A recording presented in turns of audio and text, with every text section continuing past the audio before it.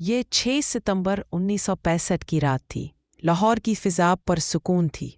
लोग अपने घरों में महवे ख्वाब थे, मगर सरहद की दूसरी जानिब भारतीय अफवाज ने खामोशी से एक खतरनाक मंसूबा तैयार कर लिया था। सुबह का नाश्ता हम लाहौर में करेंगे। उनके अंदाजे थे कि पाकिस्तान कमज़ोर है, गाफिल है और एक बड़ा हमला बर्दाश्त नहीं कर सकेगा। तकरीबन 30,000 भारतीय सिपाही 600 टैंकों और तोपों के साथ लाहौर की सरहद पार कर चुके थे। उनके सामने सिर्फ चंद सौ पाकिस्तानी फौजी थे, मगर उनके दिल में ईमान और जज्बा शहादत था। सबसे पहला और शदीद हमला PRB नहर पर हुआ, जो लाहौर का आखिरी दिफाई मोर्चा थी। यहाँ मौजूद थे मेजर अजीज भट्टी शहीद, निशाने हैदर। वो अपने जवानों के साथ दिन रात मोर्चों में डटे रहे। दुश्मन की गोलाबारी के बावजूद वो न पीछे हटे न थके। एक मौका पर उनसे कहा गया, सर आप थक चुके हैं, पीछे चलिए। मगर उन्होंने जवाब दिया, मैं अपनी शहादत तक यहाँ मौजूद रहूंगा, यही मेरा मकाम है।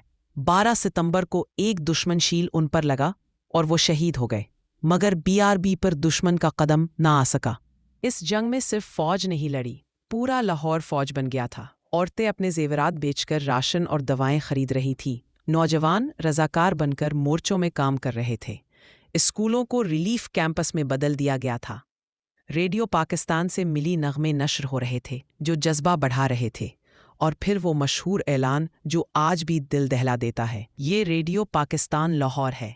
अगर हम खामोश हो जाएं, तो समझ लीजिए कि दुश्मन अंदर आ चुका है। मगर याद रखें, पाकिस्तान का परचम कभी नहीं झुकेगा।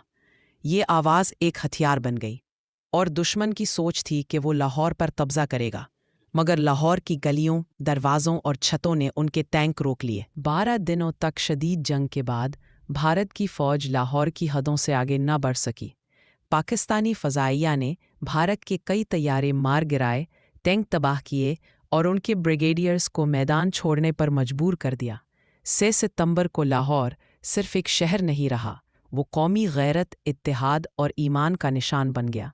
यादगार पैगाम आज भी जिंदा है। आज जब 6 सितंबर आता है, कौम परचम लहराती है, फौजी परेड होती है और दिल में सिर्फ एक बात होती है, तुमने कहा था नाश्ता लाहौर में करोगे, मगर हमने तुम्हें शाम की चाय भी ना दी।